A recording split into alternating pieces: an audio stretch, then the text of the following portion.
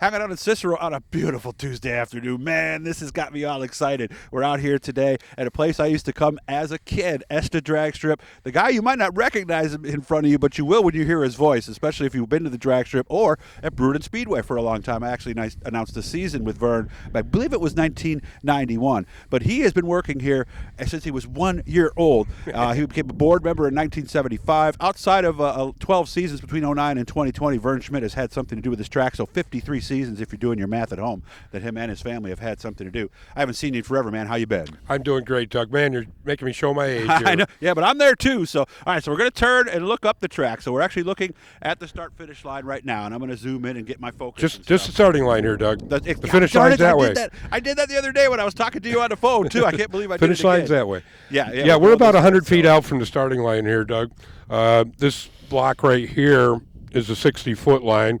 You can see the tree stand there in the center. That's the aluminum part you're seeing right there in the middle. So that's where the tree would go. That's where the tree would go, yep. Okay. Normally on race day it's all set up, but we're pre-season here, Doug. Yeah, and we're going to come back in a couple of weeks. Vern's going to have the tree up, and we're actually going to go down the track and show you where all the marks are, the 1,000-foot, because that's what they use, and, of course, the 8th mile. Because now I know the 8th mile has become kind of bigger to some degree, hasn't it? Yeah, the Super Pro cars are going faster and faster and faster compared to what we had 20, 30 years ago, Doug. They're flying. So they've decided to go back to the 8th mile. It gives them an extra 660 feet of shutdown. It also makes oil down cleanups much easier because they're way shorter, and it's less wear and tear on the engines and transmissions and so on. Yeah, because you took me down the track before, and it looked like a pretty big shutoff area, but you said with as fast as the cars are going nowadays, it's not so big anymore. Yeah, we used to have 2,009 feet, 6 inches of shutdown from the quarter mile to the swamp. It gives them an extra 660 feet. When we run 8th mile. We still run the street classes in a quarter mile, and the bikes and sleds are still quarter mile. Now, you were originally planning on, a test and tune on Saturday and then the first event of the season on Sunday, but you may not. We're planning on a test and tune for Sunday.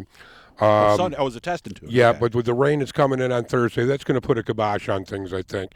It's being built on the swamp here.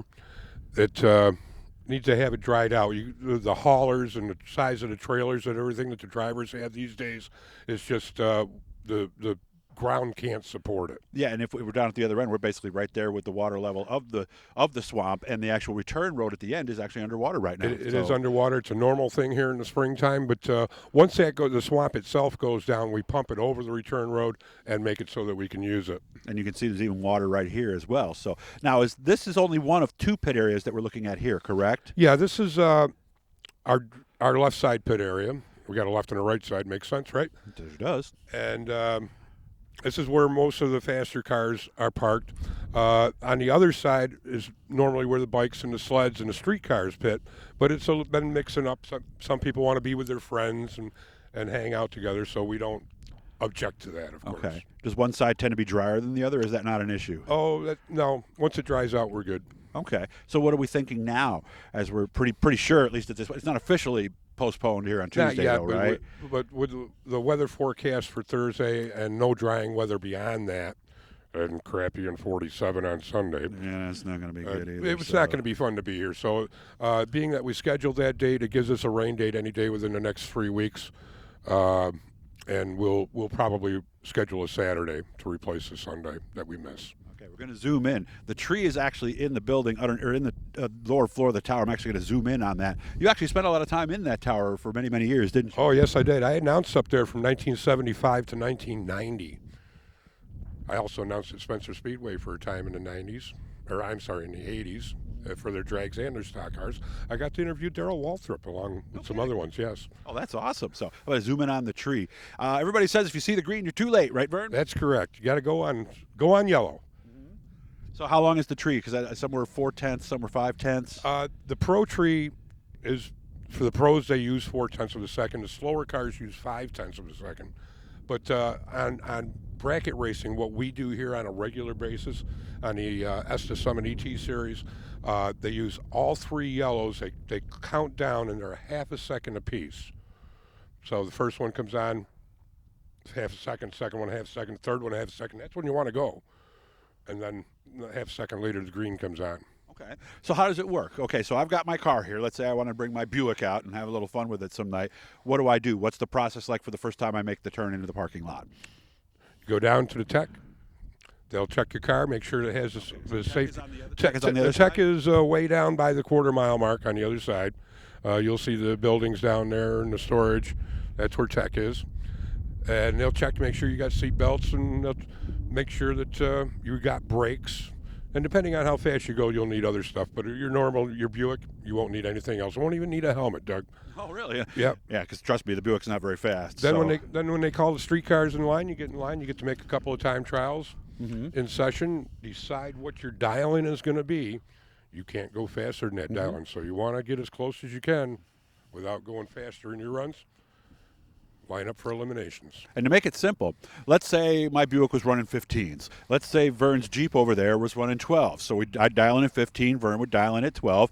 Basically, I leave 3 seconds before you, and it's just that simple, right? Correct, and you can't go faster than 15, and I can't go faster than 12. And even 14.9999999 is too fast, right? Yes, and we are able to handicap down to 1/100 of a second. So you could really? You could dial in 15.12, and I could dial in 12.67. And the computer will automatically figure out the difference and drop the lights with that difference. The number everybody tells me, and you tell me because you're the one who would know this, they say if you run under 10 seconds, that's when things change. That's when you Safety-wise. need more safety equipment. Yeah, Like what? You need a certified roll cage. It means they did an ultrasound to it, check to make sure the thickness of the metal, all the welds are good, and you need to get an NHRA license where you make a series of passes under the supervision of both the officials and some other licensed drivers. Not a big difficult thing to do, but just to make sure that everybody's safe. Okay. Do you recommend certain safety equipment for everybody who comes? It goes by how fast you go, Doug. Okay, so my 15-second Buick is no big deal. How No about big 12 deal. seconds? Seat belts. 12 seconds, you'll need a helmet and possibly a fire jacket. Is 12 seconds the line? Pardon me? Is 12 seconds the line when I need the helmet and the, and the 13, jacket? 13.9, seconds. 13.99. So 13.99 to 10, everything's the same? No, there's Okay, more. there's another line. Okay. The rule book says sick. Oh, okay. That's Just it. Okay, we'll have to look at that at some point down the road. But we're going to be doing a lot with this stuff. I wanted to make sure I came out here, said hi to Vern, and had a chance to look the place over again. Like we said, probably not this weekend. How can people find out outside of, obviously, you can follow him on Facebook. Do you have a webpage? Yeah, ESTADrags.com. And our Facebook page is ESTA Safety Park Dragstrip, 2 words. Okay. And what we're going to do, like we said, when the tree's actually up, I'm going to come out, and I'm not going to actually do it, but, you know. Yes, you can. I know, but I still got my snow tires on. So, okay. I know. I'm trying to avoid this, Vern, because I know I'm going to be like, my reaction time's going to be like a second and a half or something like that. But it's going to be fun, and I'll be coming out here a lot this year. So, Vern, so good to see you again. I wish you all the best with everything, and I'll talk to you again soon. Thank you, man. Thank you, Doug. Hit the Bluey, guys. Learn about drag racing as I learned this summer.